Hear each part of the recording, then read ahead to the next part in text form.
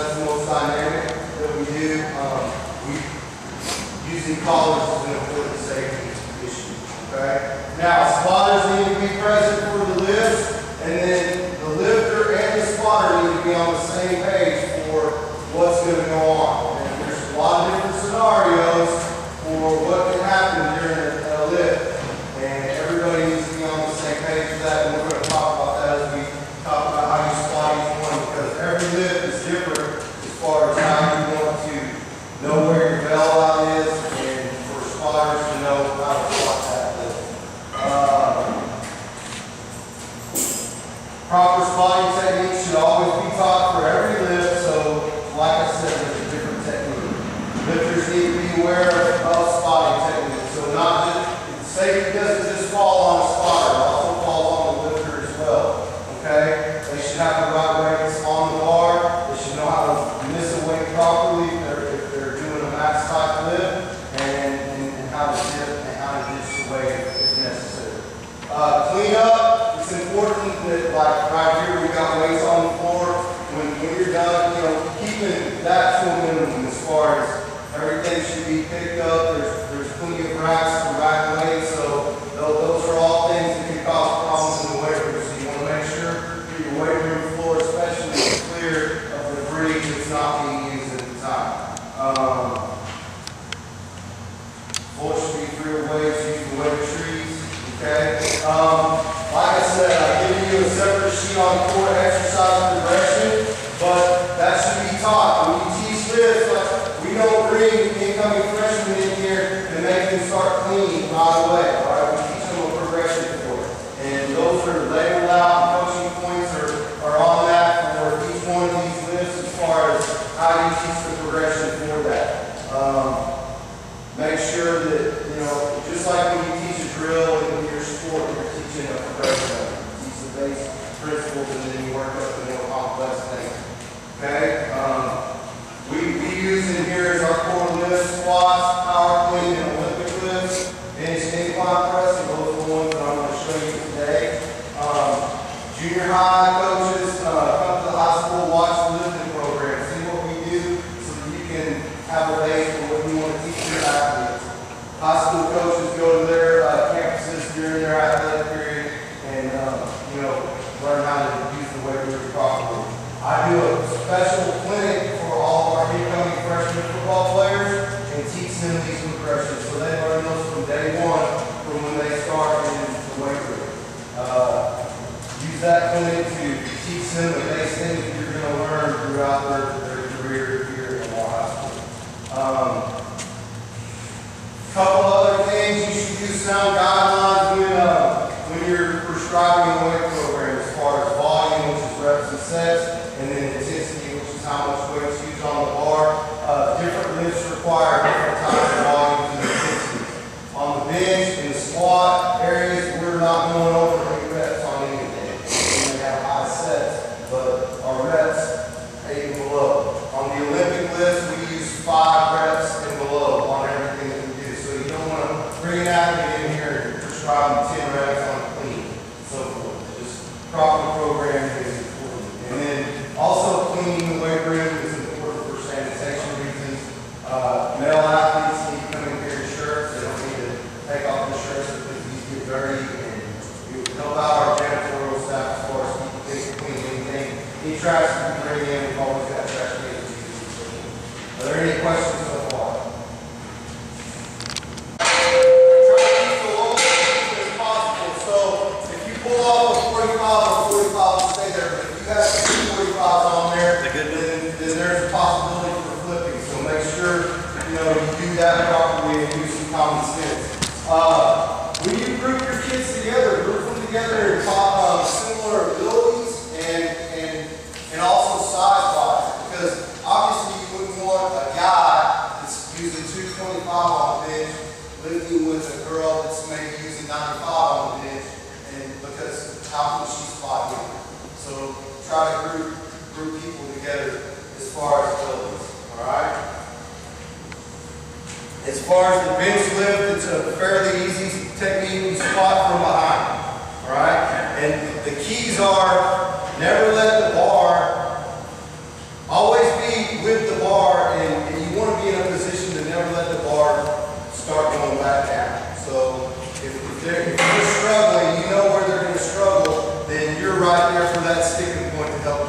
bar moving upwards at all times so that it's not, it doesn't start to go up and then get back down. Because then from there, the spotter's going to basically have to do a deadlift to get the bar up.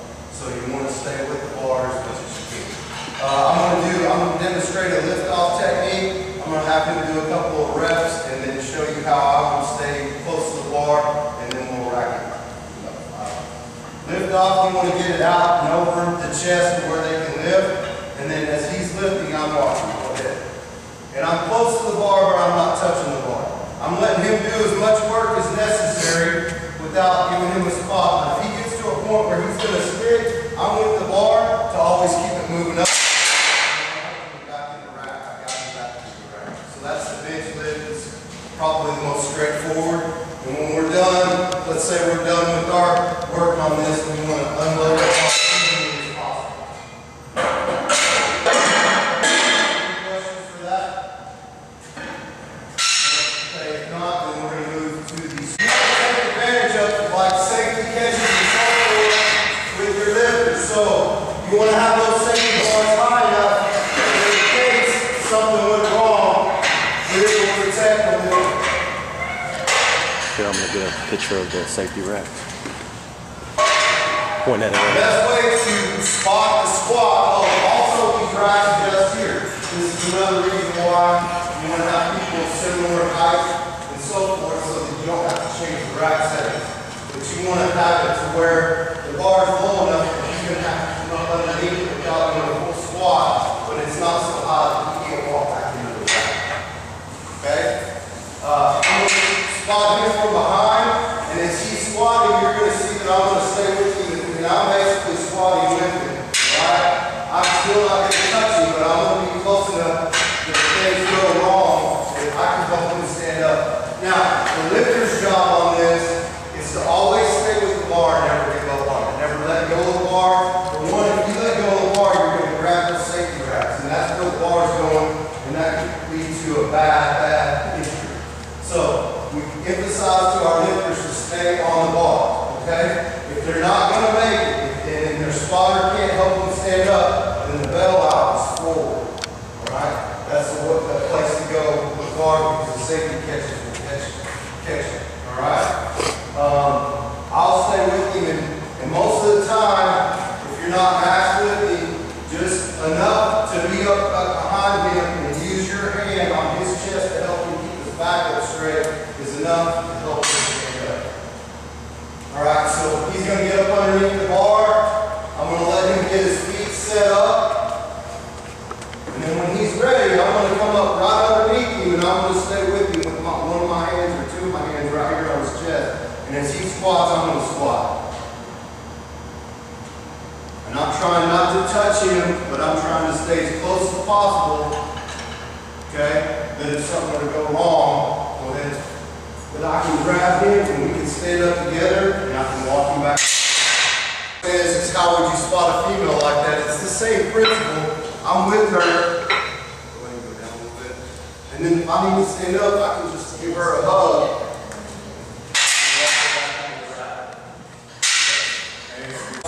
And feet on the squat.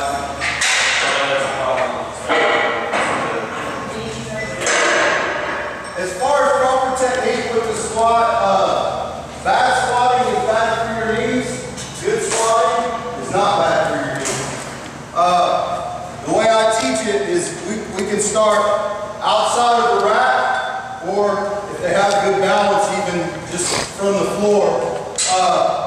You want a wide base with your feet, okay? I like the toes slightly out. I stress to the athletes that their weight displacement on their feet should be on the outsides and on their heels. So when you squat, if you come down and your knees shoot forward and your heels come off the ground, that's not good. That's bad squatting and that's very bad for your knees.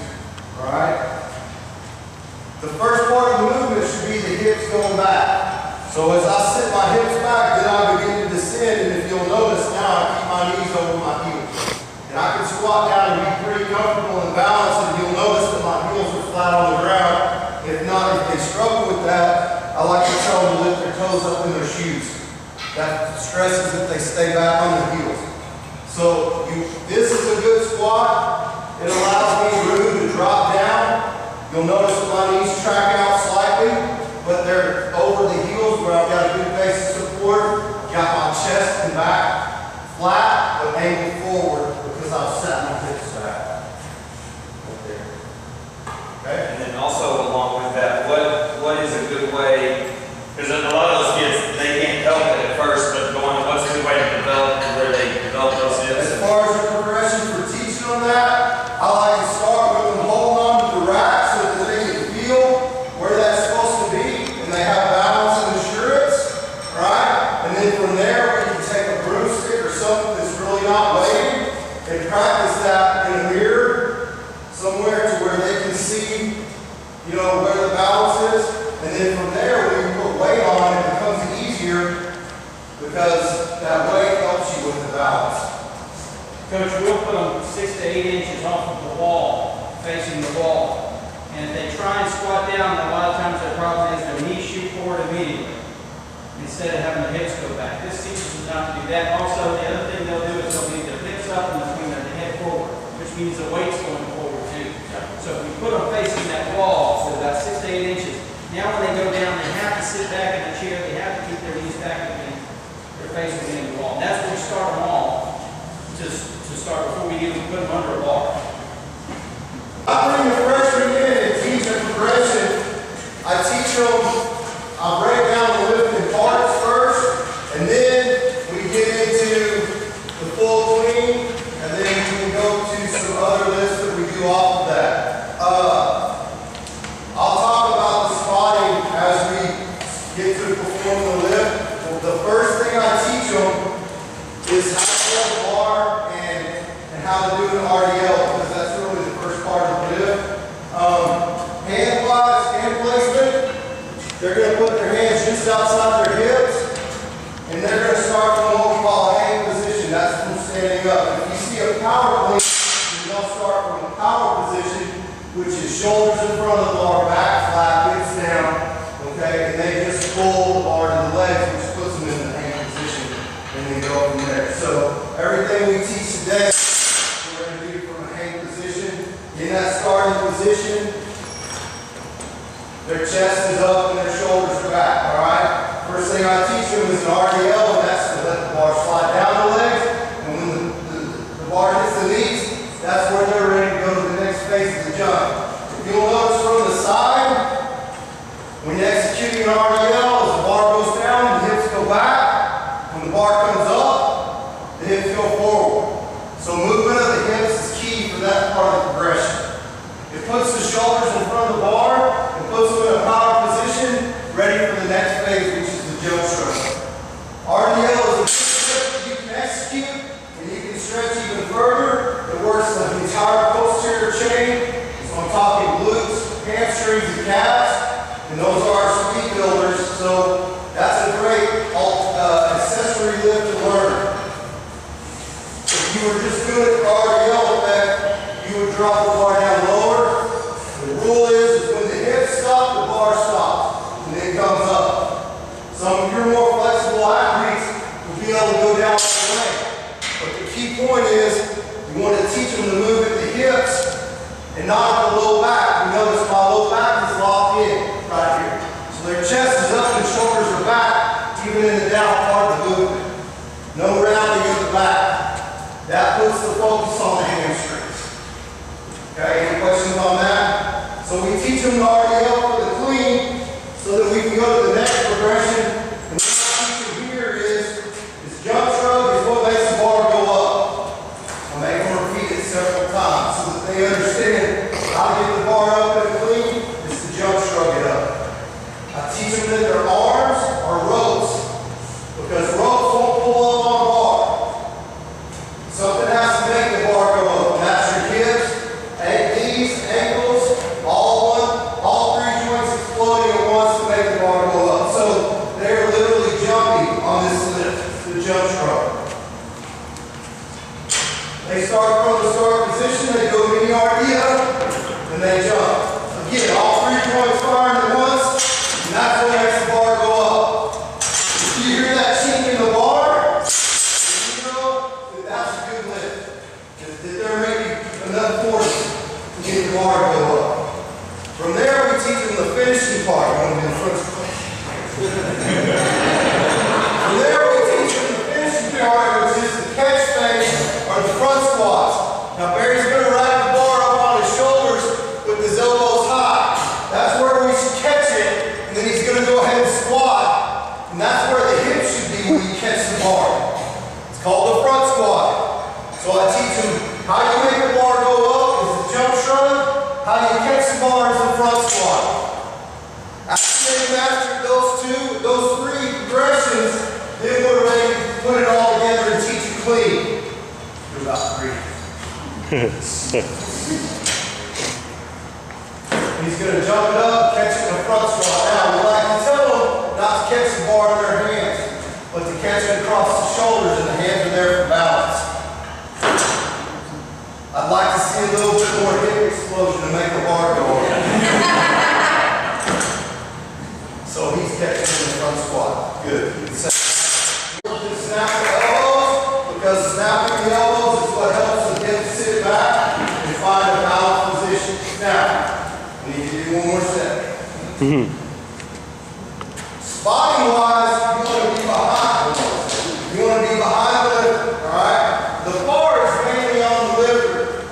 The spotter is there for the man, for the lifter himself, alright? Anything he misses needs to come out forward. And this is why we use bumper plates in this lift. Okay? If you can't use bumper plates, that's fine. But anything over 95 pounds, it's important to have bumpers there to help soften the blow of that. Alright? But if he's going to go ahead and do one and then this. I'm there with the man behind me, so he knows that I've got it. And if he were to miss and fall back, I'm there for that. But I've done this, I didn't go to the bar. The bar is his responsibility to punch it out forward. Okay? Are there any questions about the progression for the clean or how you can spot that? We need about 4 or 5 minutes worth of questions. So anything that pertains to your sport or any of these lifts or anything that... One thing I will say, Gary, don't leave up yet. Alright, so we teach also, as far as Olympic lifts, are a couple of overheads. We also teach the snatch lift, and it's the same exact progression as... You want to just use the bar? Yeah, okay. The same exact progression for the snatch as we do the cleans. There's a couple of changes. For one, is our hand placement on the bar. We put our hands outside the ring because in the snatch lift, instead of coming right to the shoulders, the bar is going to finish overhead in a locked out position. So we want to shorten the distance that the bar travels. We widen our hands, and that would be hands outside the ring. But the jump shrug would be, and the RDL are exactly the same. The RDL jump shrug. So nothing changes except for where we put our hands. Alright? Then instead of a front squat, we teach an overhead squat for the catch, because that's where you're going to end up. When you catch the bar, it's straight up over the head, elbows locked, your head should be a little bit forward. I got the belly's going to go. The bar can rotate backwards, the head pushes through, and the elbows stay locked, and that's the key coaching points on the overhead squats. So for the snatch, when we master those 3 progressions, now we can teach them how to do a full snatch, jump shrug to overhand squat catch. And we want to stay with the bar and stand up. So that's 2 Olympic lifts that we can teach using the same progression and altering a couple of different things. Alright? And then the last Olympic lift, which if I'm spotting Barry on that, now I can be a little bit more aware of where the bar is. If he misses on that, I know the bar's going up. I can just give it a tap forward, and that's where the bar's going to bail out again forward. Alright? Everybody good there? Any questions? So will you show me the difference between the power clean and the hand clean? Sure, because like for the track girls, we can do that, but we won't do power clean all the way through. Now, as they advance and they master the hand clean, we often go to the power clean, which means we pull from the floor. So I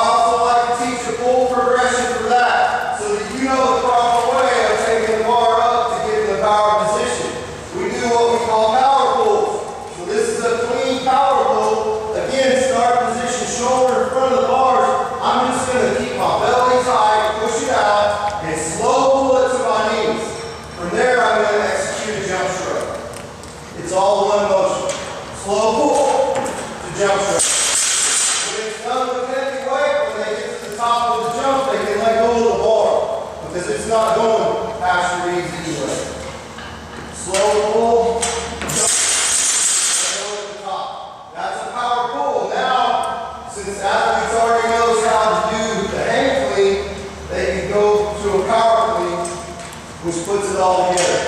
Slow pull to right there. And that's the power clean. We talk about Difference between a hang and a power. not bouncing the weight. A lot of those kids naturally do that. Yes, it's very important, I think, especially for the junior high coaches, because that's where I think they're getting a lot of this. When you execute this lift, after you track it, it goes back to the floor and stops and starts over again. So I'm going to do 3 reps. Right there. I control the weight and I start over. I don't go from a rack position back up. We're skipping phases in the lift. Any questions about that? Last one, and I think that should cover it. Clean and jerk. It's a jerk. We start from the rack position.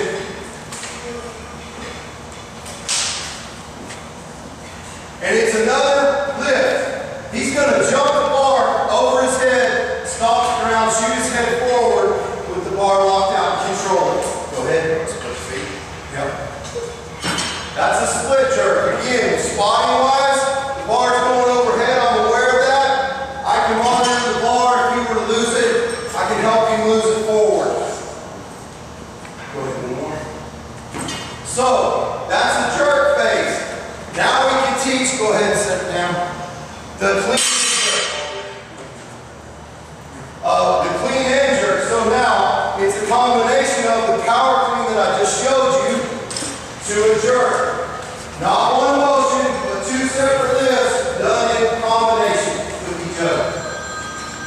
Any questions? I just encourage you, if you have, no matter what your sport, there's a workout for it, and Coach Fanning, he does a good job he'll sit down with you and help you work out something for what's going to be best for your sport or your age group, that kind of thing. So don't hesitate to use that knowledge we got on our campus, and I know there's others as well that are certified and very knowledgeable in that area. Make sure you sign in if you haven't, and if you have any questions, feel free to ask. Thanks for your time today. I know this isn't the best time to be in the weight room. But again, like Coach said, if you have questions about how to put together a program or whatever, you know, I'm fairly cheap as far as sitting down and